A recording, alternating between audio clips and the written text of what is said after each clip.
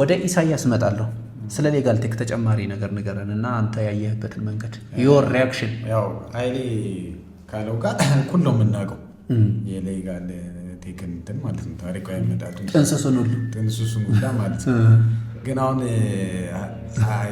ስታወሩ አንድ የችሎት ገጠመኝ እንደውም ትዝ አለኝ በዚህ አጋጣሚና ምንድነው ያው ስለ ሰበር ጠቀሜታ ምናምን ባይሆንም ዲስከሽናችን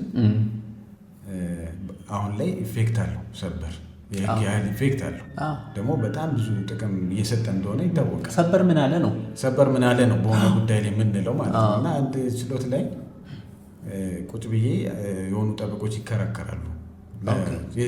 የቃል ክርክር እያደረጉ ፍርድ ችሎት ነው ችሎት ላይ የቃል ክርክር እያደረጉ እኔ ያው እየጠበኩ እየሰማሁ ነው።